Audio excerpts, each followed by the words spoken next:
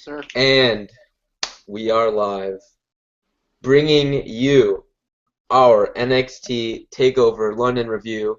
This is the Eskimo Brothers Wrestling Podcast. I am here today with my good friends Eli Yep. and Mike. What's up? We're going to get right into it. NXT Takeover London yesterday, of course, from London. The night starts with Triple H in the ring.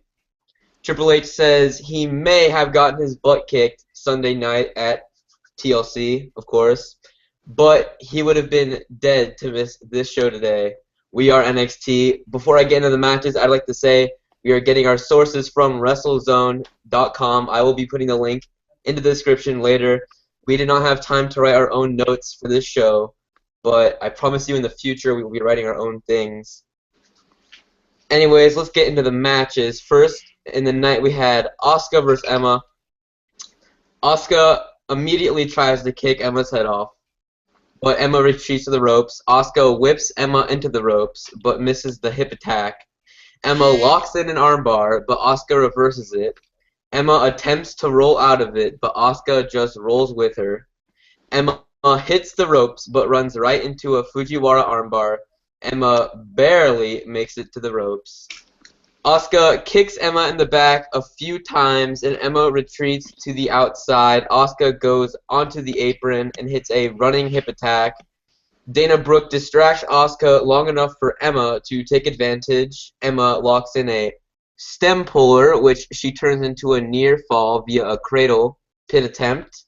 Emma assaults Asuka with multiple strikes. Asuka responds with a few elbow strikes and a backslide for a 2 count. Emma surprises Asuka with a vicious clothesline for another 2 count. We're about halfway into the match now. I'd just like to say, very impressed with how they're booking this match. Making Emma look strong, making Asuka look strong. Yeah, Both of definitely them. couldn't have been another just quick thing for Asuka because you have to make them both look good, and you can't just make an Asuka look invincible. Definitely. I didn't see the match, but this sounds pretty good so far. Yeah, I mean, you could have gone into this match saying that Emma was gonna get squashed, just like she did with Dana Brooke. I am very happy that she didn't. This match had potential, and this match capitalized on its potential. Anyways, let's continue. Emma tries to whip Asuka into the corner, but Asuka puts on the brakes. Emma slaps her in the face. Emma then whips her into the opposite corner, but Asuka hops onto the second rope and missile drop kicks Emma. Emma and Asuka trade strikes, but Asuka kicks Emma right in the face.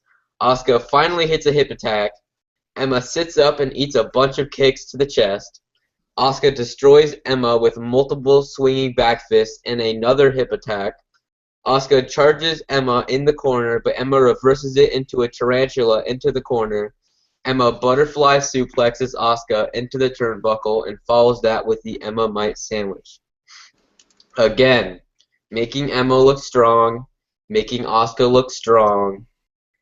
And now we're going to get towards the ending, which I really enjoyed, which, I don't know, let's get into it. Emma tries the Emma lock, but Asuka reverses it into an ankle lock. Emma gets to her feet, but Asuka German suplexes her. Asuka tries to lock in the Asuka lock, but Emma pulls the referee and the crash into him.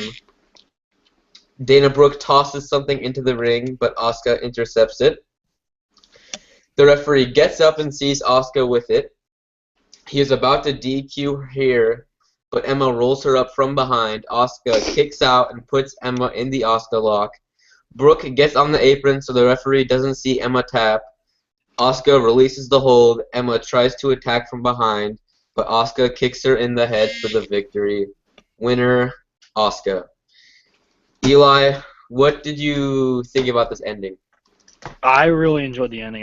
It was definitely a good way just to end it because I don't think that Emma should have tapped. I mean, I don't think that's how the match should have ended. I'm glad they didn't do that. I'm glad it was with the kick. Mm-hmm. But I like the use of weapon. It was just I don't know. Yeah, that's all I'm gonna say. Yeah, It was a good match. I'm really glad they didn't go with the tap out ending with no I like there was actually like it felt like Emma had a chance at winning. Yeah. You saw later in the night, you saw Baron Corbin beat Apollo Crews clean. I didn't expect that to happen. Not at all. I thought it was gonna be some bullshit like they were trying to pull here. I thought because I thought Baron might win in like the sneaky heel way, but I mean we'll get to that later. Mike, I know you did not watch this match, but how did you feel about the ending with, just a little controversy? Well, like I said, I didn't see the match, but it just sounded like a good match overall. Yeah. I mean, yeah, it was probably, it was personally like, I'd prefer this match. I'd watch this match over watching Bayley versus Nia Jax again. Me too. I think these two work better. I think they worked a lot better than Nia and Bayley did. I think that both of them are. I think those two. All right, we're going. Yeah. I think they gel better because I really just don't like them combined. Or I think she's. I don't know. We'll save that for then.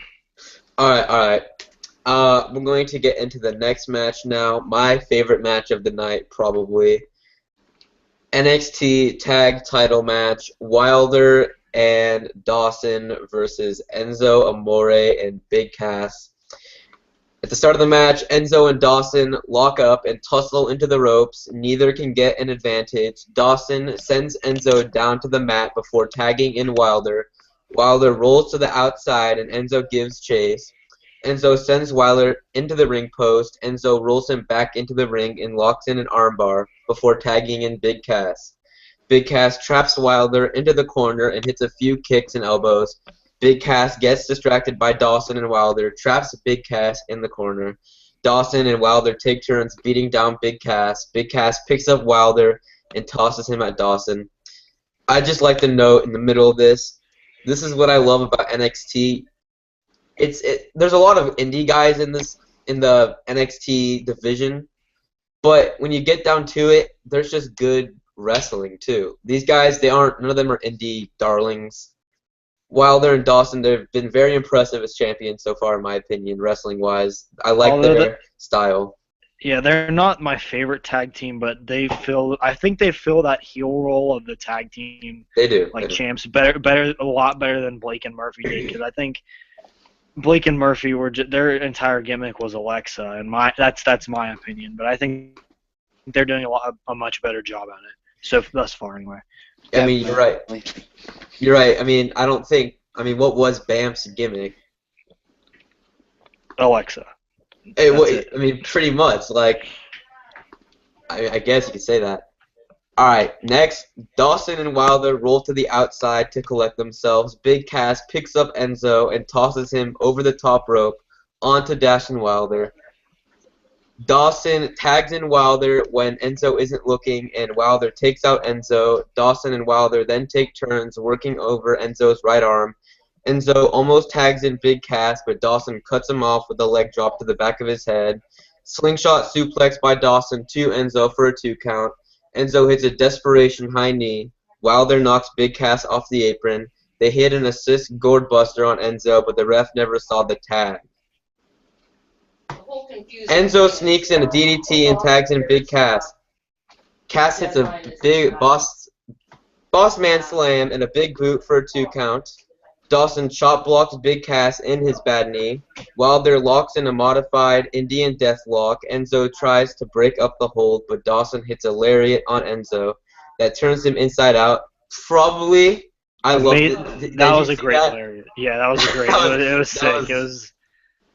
Enzo sold that like a champ. Oh yeah, definitely. Big Cass finally makes it to the bottom rope to break the hold. Dawson and Wilder try to break Big Cass's leg, but Enzo knocks Dawson off of the top rope. Enzo and Big Cass hit their finish, but Dawson pulls Enzo off of Wilder. Dawson hides behind Carmella, but Carmella elbows him right in the face. Love that. Love the fact that women can be just as, they can be perceived just as strong as the men in the division. Oh, yeah. I mean, did WWE kind of, like, the main roster kind of tried to do that with, like, the whole, remember, like, the Miz thing on Miz TV? Yeah, okay, yeah. Miz being all, like, sexist and stuff, and they're like, yeah. That I don't. I But mean, again, this is a more effective way of doing it. yeah, it's just like that thing it was forceful. Yeah, it felt. Yeah, I mean that the whole Divas Revolution force. I think Like it's just that's one way to describe it. it just seemed like forcing down. They were doing how they did with the Revolution in NXT. Like the wrestling seems smoother. Even the subtle little things like this, they seem smoother. I don't know why, but it's just how it is. Next, Dawson moves out of the way of a charging Big Cass, which causes Big Cass to run right into the ring post. Enzo mounts the top rope, but Dawson meets him as he and Wilder hit their finish off of the top rope. Winners Great and move. still the NXT Tag Team Champions, Dawson and Wilder. Great finish, great match, great tag team. I would say match of the night, and I don't know if that's a long shot, but I definitely just think that I got the most enjoyment out of that one. I was pumped. I thought that Enzo and Cass finally got over the hump, but then he pulled the rug out from under us, and it was a good. I thought it was a great match.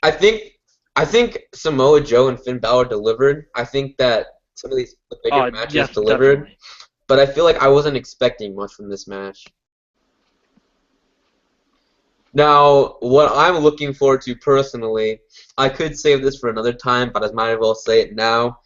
I think that Wilder and Dawson versus Chad Gable and Jason Jordan is going to be legendary. It's going to be a great moment. Absolutely. Gable. It's going to be a great moment. It's going to be a big match. I promise.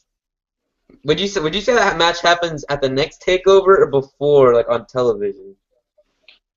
I hope not on television, honestly. Well, they got. I hope it's at the Takeover. They got 3 tapings in January at Full Sail, so you never know. I'm a bit worried because there's so much time between the next Takeover and now that they could try to remember what they did with Apollo Crews and Finn Balor. I thought they were gonna do that at Takeover, but no, they just burned it so they can do Baron Corbin versus Apollo Crews instead. Whatever. All right, we're gonna move on to the next match: Apollo Crews versus Baron Corbin. Speak of the devil. Both superstars lock up, but Corbin drives Crews into the corner twice. Corbin jaws at Crews, but Crews tackles him. Corbin immediately retreats to the outside. Corbin gets back in the ring, and Crews drives him into the corner and shoulder blocks him over and over and over again. Corbin hits the ropes, but eats a drop kick to the face. Crews charges at Corbin, but Corbin backdrops Crews. Crews lands head first on the steel steps. That was pretty cool. I agree. Definitely. Crews tries to get back in the ring, but Corbin decks him. Corbin hits multiple clotheslines in the corner on Crews, followed by a big boot for a 2 count. Corbin hits his patented snicker. That is patented. Corbin smirk. The Corbin smirk, bro. The Corbin smirk. Is it really? No, but that'd be great. His patented running punch. Crews jumps off the second rope, but Corbin catches him. Crews drops down into a small package, but Corbin kicks out. Corbin whips Crews into the corner hard after jawing at the crowd. Corbin backbreakers Crews and transitions into a submission hold. Corbin sets up for a razor's edge, but Crews wiggles out of it. I believe that was the one mistake in the match. I think Crews lost his footing. I think something like that did happen, yeah. I don't know if it was that part, but I remember I was like, not very crisp right there. But anyways, Crews tackles Corbin again and lands multiple punches. Corbin rolls to the outside. Crews tackles him outside and punches him. Corbin tosses Crews into the apron, but Crews jumps onto the apron and hits a moonsault onto Corbin. Every single time Apollo Crews hits a moonsault, my heart just gets a little bit happier. Like, seeing that dude hit moonsault. Perfect. He's so big. Definitely. It's so unlike a guy of his size to be hitting things like that. It's great. Yeah, that's true. Definitely. Back in the ring, Cruz hits the rope, but Corbin hits the deep six. Corbin calls for the end of days, aka the hitting himself with a rock bottom, but Cruz backflips out of it, hitting a The leaping flip was pretty enziguri. nice. The flip was nice. I'm a sucker for enziguri kicks. Oh, definitely. I love enziguri kicks. Seth Rollins, doesn't even matter. I love them. The Jericho, the Then Seth Rollins. Then the standing moonsault for a 2 count. That was a beautiful transition right there. That was a Backflip great sequence. into an enziguri, into a standing moonsault. I loved it. I think that was the spot of the match, not even the ending. I think that was the best Yeah, little I would sequence have in to the agree. match. It was a great sequence. Cruz picks up Corbin for his powerbomb finish, but Corbin holds onto the rope. Cruz drops Corbin, but he ends up walking right into the self-rock bottom, aka the end of days. It can go either way, you know. Winner, Baron Corbin. Eli, what did you think overall about this match? I got enjoyment out of it, and I think that it was good that they gave Apollo a loss, but because the guy can't go undefeated forever, and you can't just like have him go undefeated and then feed him to Finn. But I'm glad. I think Corbin is definitely the guy to do it, but I think, like I said earlier, I think it should have been in like a sneakier heel way than just clean, because I think Cruz is on an entirely different level than Corbin, and I mean I respect Corbin as a performer and everything, but I don't think that it should have been clean. I think it should have been like an eye rake or something dumb. I do feel like this was a very good creative decision on the WWE's behalf, because you're right, if you book Cruz to win so much and then he gets into this big match and he loses, where's his momentum going? He's losing to Baron Corbin. It stops on a dime. Baron Corbin barely had any momentum, but now he's building it, and it barely took any momentum out of Apollo Crews. Right, because he still looks like this beast, and they're both just like two beasts now. It's just... Yeah, I don't think it had to be dirty, like eye rake dirty, but I feel like there should have been some sort of controversy, like, I don't know. Maybe he hits that power bomb and Corbin gets the foot on the rope, and then something like that. I mean, I don't think it should have been straight up clean like it was. Yeah, and then Cruz can be like arguing with the referee, and then Baron Corbin rolls him up from behind or something like that. Just use that. Anyways, next we have a backstage segment. Backstage, Nia Jax is about to talk about what she is going to do to Bayley. Before she can finish her thought, she gets distracted and walks off camera. Asuka is staring at her. Jax asks her if she has a problem. Asuka smiles and walks away. Jax goes back to the interview and says she is going to be the next NXT Women's Champion. I personally thought that Asuka was going to interfere in the match at this point. Obviously, that did not happen. Obviously, they are probably going to build to an Asuka-Nia Jax feud, apparently. Yeah, I don't... definitely. Is that something you'd want to see? Definitely. I don't know if I would kind of like to see it. I think it's two very different styles, and I think it could work out. But I just don't think they should have had the segment right before this title match. Yeah, because it was obvious. I mean, Bayley was going to win. Yeah. I mean, most people thought that before, but it's just that they weren't going to just send Bayley right up to the main roster and have her not even in the title picture. It was pretty much like what they did on Raw, announcing that Roman Reigns is going to be on ESPN after the match, and if he gets fired, he loses. Like, if he was fired, he'd be on ESPN. But that's for another time. But I feel like this feud, this Nia Jax Asuka thing, this could happen before the next takeover. This could happen on the takeovers. And then who would you have go over? Like, do you really want to give Nia Jax 2 losses in a row, or do you give one to Asuka? Maybe you have it go back. I feel like Nia could be the one to hand Asuka that loss.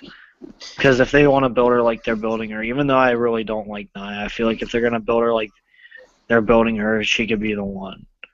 Because it'd be the same principle with Apollo Crews. It's just like this unstoppable beast, and then maybe Bayley beats her. And then the momentum stopped on a dime. Definitely. I'd like to notify everyone that the definitely count for Mike is now at 7, I believe. That's gonna be his catchphrase. Now we're gonna get into the next match, NXT Women's Championship match.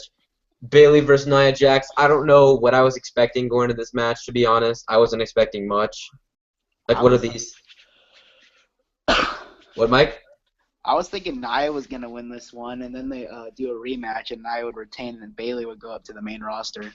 I almost feel like it's too soon for that because, I mean, they brought up all the three of them at a time, and then it's still honestly just a cluster on the main roster. Like, I really believe that if if Bayley left, and then you also have Sami Zayn leaving, not that they're really correlated at all, but NXT is gonna start getting sucked of all of its like star power. Because then who do you have left in the women's division? You have Alexa, Asuka, Nia Jax, Eva. That's like your Peyton top. Royce. I mean Peyton Royce, yeah, sure, but she hasn't really done much. You can build Emma Peyton and Royce. Dana. Billy Kay. Oh, Dana, Emma. I mean, yeah, but Noof. those. Noof. Noof's coming. Aaliyah, Noof is coming, okay? Definitely.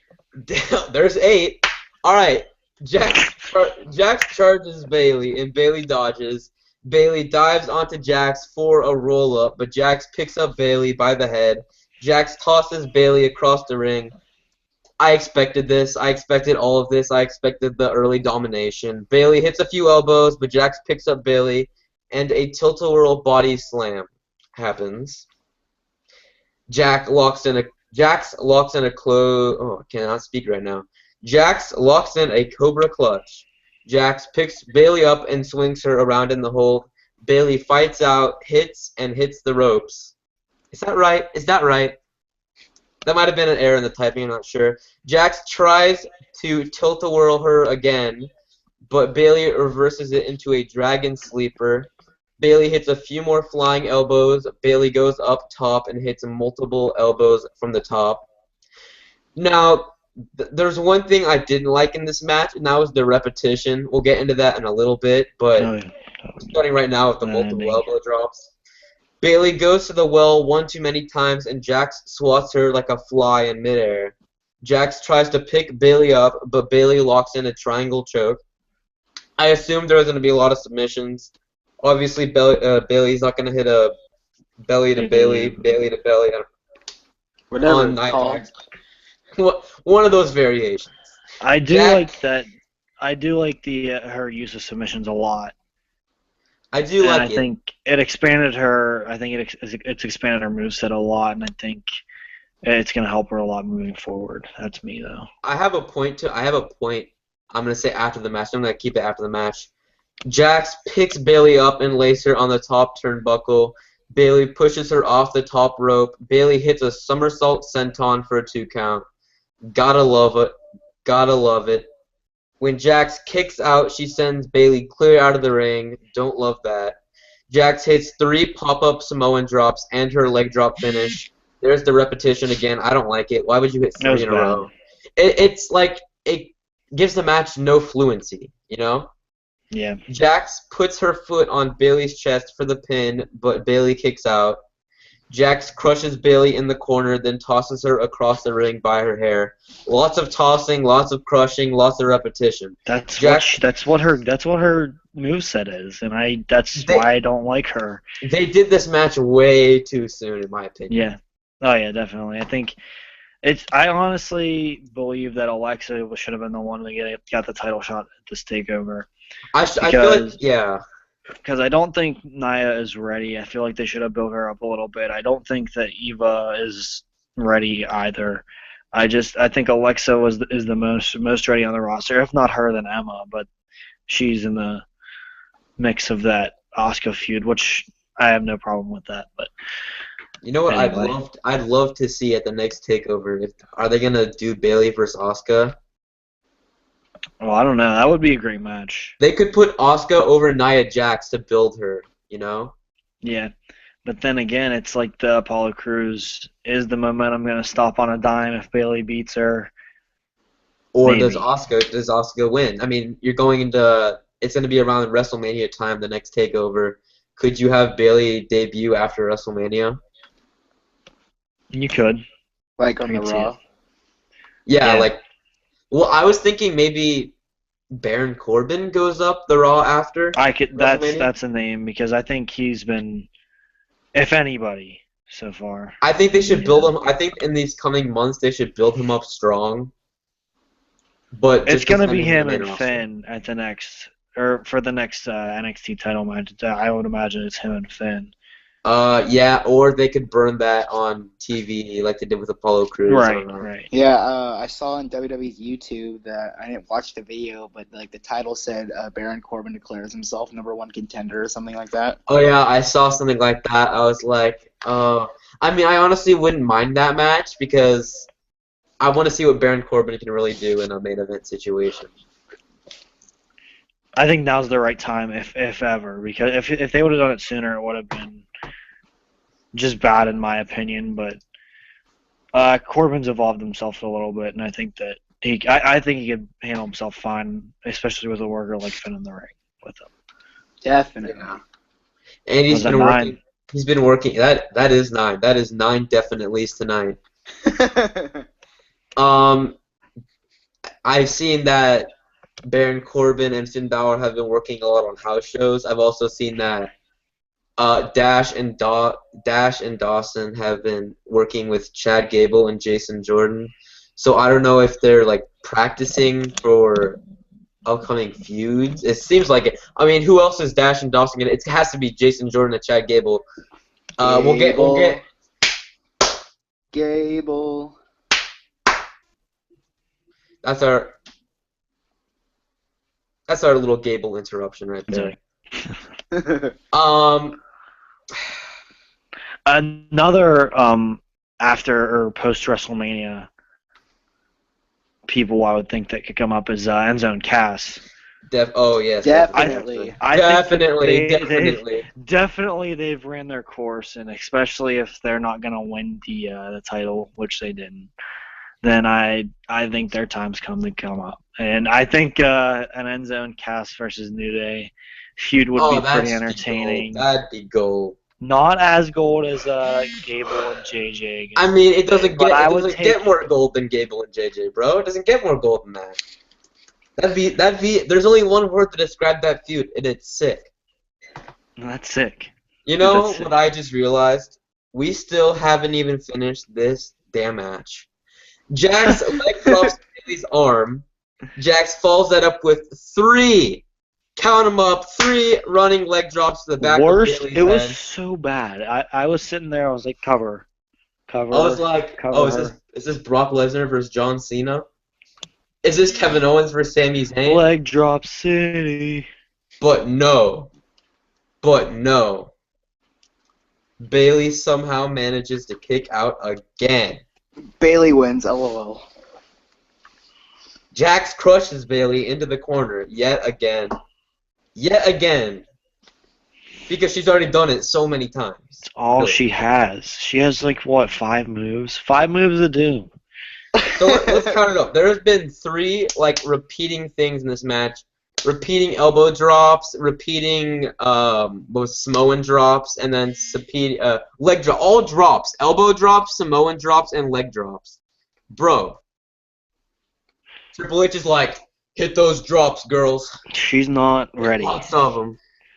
It shouldn't have happened yet. Bailey looks to be out. Jax sits Bailey onto the top rope. Jax tries to Samoan drop Bailey off the top. Of course she does. Bailey locks in a guillotine choke. Ooh. Jax tosses Bailey to the mat hard. Wow, Jax tossing Bailey to the mat. That's new. Jax tries to pick up Bailey, but Bailey locks in the guillotine once again. There's that repetition, baby. Jax almost goes out, but she manages to slam Bailey down once again. Wow. Jax collects herself and tries to pick up Bailey yet again. Bailey locks in the guillotine once again. Bailey has it in deep. Jax falls into the seated position. After what seems like forever, Jax has no choice but to tap out.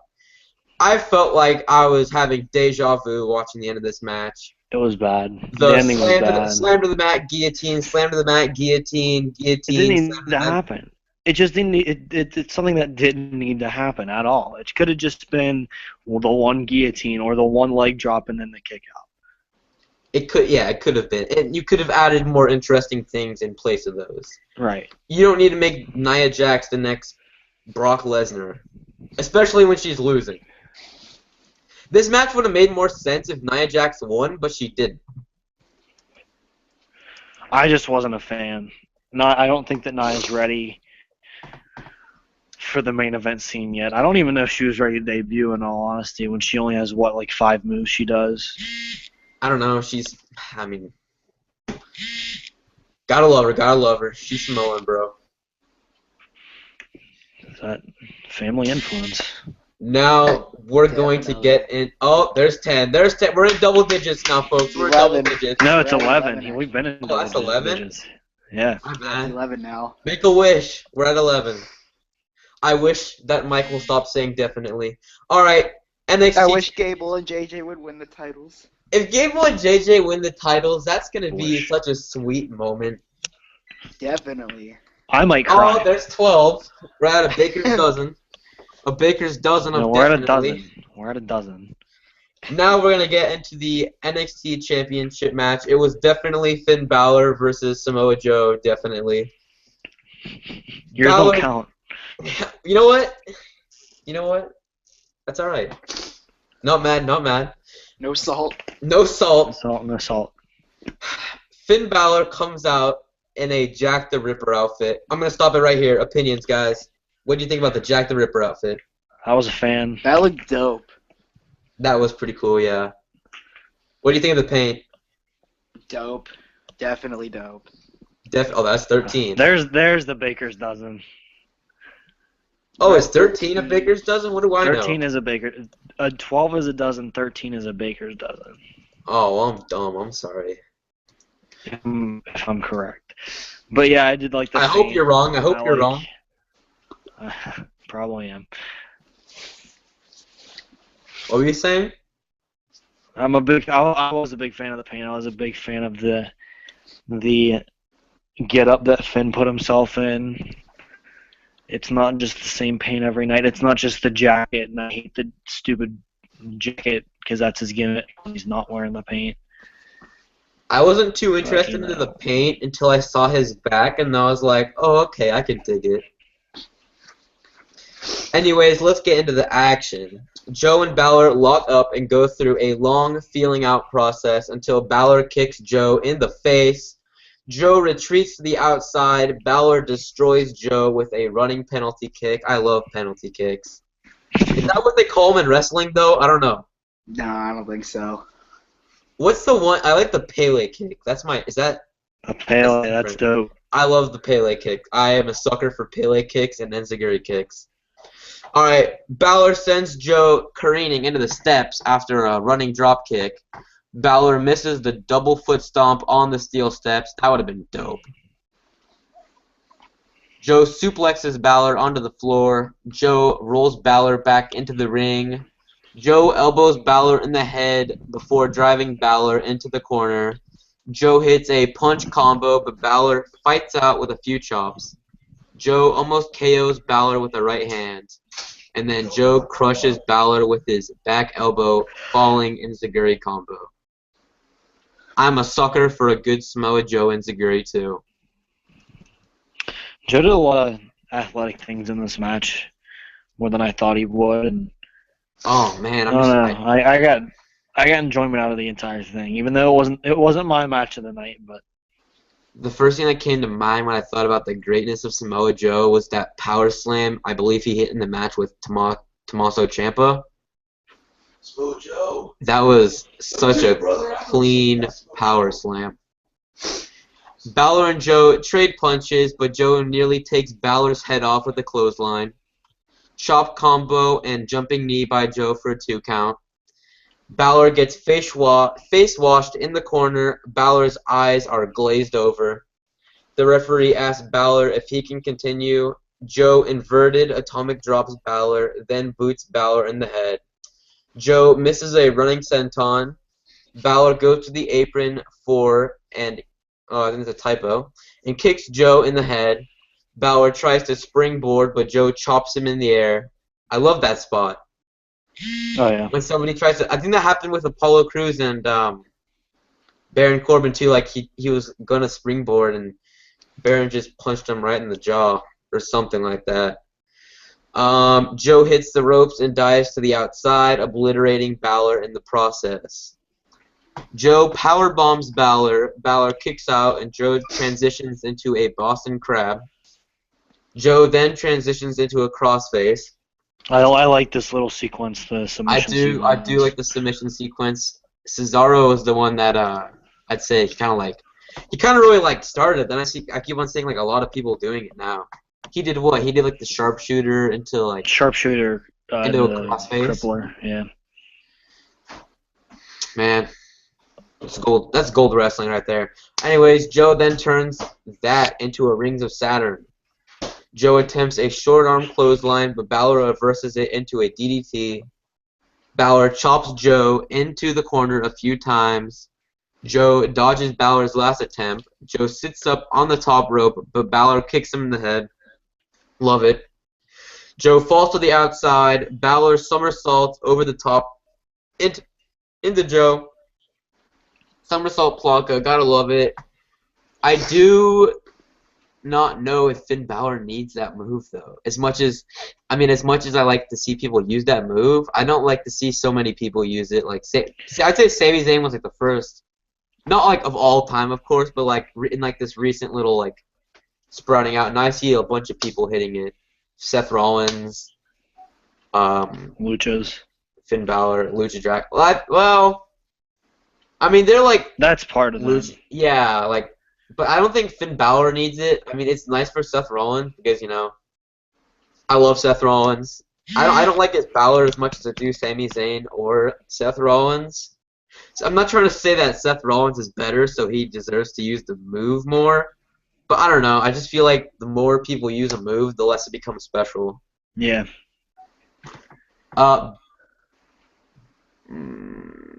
Maybe Joe falls to the outside. Balor somersaults over the top into Joe. Back in the ring, Balor hits a double foot stomp off to the top to Joe's back. Balor almost hits the Bloody Sunday per usual, but Joe fights out. Balor misses the running drop kick, and Joe tries the muscle buster. Balor reverses it into a pin, but Joe kicks out. Good transition.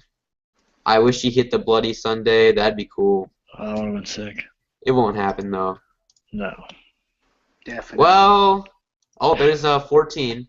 2 touchdowns. 2 touchdowns. But Baker's dozen is 13. I googled it. Oh, okay. I was wrong. Eli, round of applause for Eli. Damn right. You got the Baker's dozen.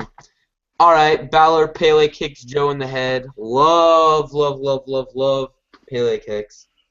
Both competitors struggle to get to their feet. They exchange punches and elbows. Balor tries the Pele kick again, but Joe turns it into a Cohina clutch. Hey.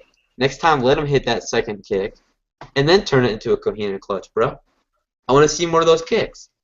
Balor gets the ropes. Balor gets out onto the apron, but Joe grabs him in the clutch and pulls him back into the ring. Joe tries to sit down in the clutch, but Balor rolls through and double stomps him. Balor hits multiple running drop kicks. Balor goes up for the muscle buster, but Balor, I think it's supposed to say Joe. Oh well. Balor fights out of it. Joe tries to muscle buster Balor off of the top rope, but Balor pushes Joe off of the top rope. Balor hits the coup de grace for the win. Winner and still the NXT champion Finn Balor. Eli, what are your thoughts on this match? Big time. I was a big time fan of the match. It delivered. It was better than I expected, honestly. A lot of nice spots, like a lot of nice sequences. I can't complain. It was a solid main event. I don't have any complaints. Nothing really beyond. Well, nothing too spectacular, but I enjoyed it.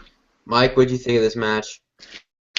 It was a really great match. I loved every second of the match. Definitely. Like, there really wasn't a part that I didn't like at all. I just thought the match was amazing overall. So now let's talk about where does Finn Balor go from here? Do any of you Keeps have the any ti- idea? keeps the title for another year.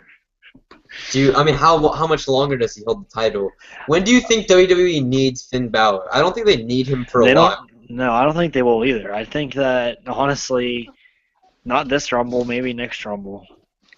Around then, Do you around think that he come? time. I mean, I personally don't think he should come out in the Rumble. Oh no, but I mean like around like a WrestleMania Okay, season. okay, yeah, okay. I see what you mean. Mike, what do you think Finn Balor goes and does from this moment forward? Hmm. He could possibly lose the title at the next takeover, which I doubt. But if he does, I could probably see him coming up after WrestleMania, but I highly doubt it. I don't think he needs to yet. I really don't think that he needs to. I think NXT is even though it doesn't seem like it, it's developmental, and he doesn't really. He has a character, but it's not anything You're right. special. I think Finn Balor is a little bit overrated. And he needs to develop that character a little bit more. Heel turn Yeah. may be beneficial, maybe. I think a heel Finn versus a Cruz would be a great feud, but I don't know how and when they would do it. Now, let me ask you one more question. Many people were disappointed, well, not really me because I expected it, but a lack of Sami Zayn on the show. Where do you think Sam is? Okay, so he's facing Ty Dillinger next week on NXT. If you have not already heard, Right. where do you think Sami Zayn goes from next week's NXT Beyond? Well, we've talked about this We have plenty of times in the Thousands past. of times. plenty of time. This is More almost a times, nightly conversation, more times than Mike has said. Definitely. Definitely, man. and the two streams combined. Is that 15? Yes, sir. But it'd be stupid not to throw him in a Kevin Owens feud. It really would. I mean, that match would steal the show at Mania. There's nothing else to it. It would be a phenomenal match, and that match alone could be worth the WrestleMania. But Yeah. I don't see why they would keep him down. It's almost like NXT doesn't need Sami Zayn, like WWE doesn't need Finn Balor. Mm-hmm. Well, wasn't like his match against John Cena supposed to be call-up match? It was, and hurt? that's why I think that's even more a reason why he should be up now. Why they should just bring him up. Something caught my attention in his promo, which he cut after the Takeover event when he faced Ty Dillinger. It is available on YouTube for your viewing pleasure. He said 2016 is going to be a big year for NXT, and 2016 is going to be a big year for Sami Zayn. Obviously, would he really say that if he didn't have plans? I don't think he has plans in NXT. What is he going to do? Fight Finn Balor? I doubt it. How would that work? Not. How would that work? He's already been NXT champion. Just let him go up. Yeah, It'd be dumb, and a lot of people want to see Brock and KO. I think it's too soon. I really think it's too soon for that. I don't think, as much as I like Kevin Owens, I don't think he's established enough within the WWE for that to be like the marquee main event at WrestleMania. That's what I was going to ask you. This is not really NXT Takeover related, but I might as well get this question out of the way. If Kevin Owens is not fighting Sami Zayn, who does Kevin Owens fight? Like, who do you think are possible options for Kevin Owens? I have on my options list. I would have Sami at 1. There's a lot of speculation of Brock. But let me interrupt you. Would it make sense at all? Number one, Kevin Owens is a prize fighter, right? Well, he calls himself a prize fighter. Brock Lesnar is coming off of beating The Undertaker. You're telling me he's going to want to lower himself to face a guy who just lost 2 pay-per-views straight to Dean Ambrose? Well, Brock Lesnar is supposed to be facing Alberto Del Rio for the U.S. title soon, so we'll see how that goes if Brock wins the U.S. title. I mean, that would be dumb. Which, what I assume is going to happen in that Brock match is probably the League of Nations is going to come out and cause a DQ, and then Brock's probably going to F5 them all. It probably won't be anything big. Right. But what if Brock did win the U.S. title, though? Oh, that'd just be absolutely terrible, I got to tell you. But for Sami Zayn, I can see him, like you were saying the other night, him coming out, costing Kevin Owens the Royal Rumble towards the end, and then having them have a feud leading up to a WrestleMania match, or multiple matches going into WrestleMania. I don't think that it should be like I don't think there should be a match of Fastlane. I think it should all culminate at Mania. Like the big matchup should happen at Mania, and that's me. Well, yeah, I'm gonna agree with you. Anyways, before we get into any of those topics, we can probably talk about them on Saturday's show. That is gonna be the end of our review. We hope you enjoyed. We hope you enjoyed NXT Takeover because that is the real prize. Okay, let me give it like a star rating, guys. Each of you give it a star rating out of 5 stars. That entire show. 3.5. Yeah, that's the first number that came into my mind. 3.5 stars. Mike? 3.5. I think the Oh my God. the Nia Jackson Bailey match kind of made it bad. See, that's what I'm saying. That's what brought it down for me. That I got enjoyment on all the other matches, in all honesty, Definitely. but I mean that one was just It was a little bit hard for me to watch. It was as Mike often says, it was cringeworthy. It was also definitely predictable booking. Oh yeah. But I didn't Bailey visually just see the whole show. I just saw the main event, so I really don't know if I would have liked that match. But it doesn't seem like it sounds good. It was bad. It was not very good at all. I mean, good showing for Nia Jax. Yeah, I mean, she almost got her. Anyways, thank you for watching. We will see you on Saturday for Saturday's show. Have a good night.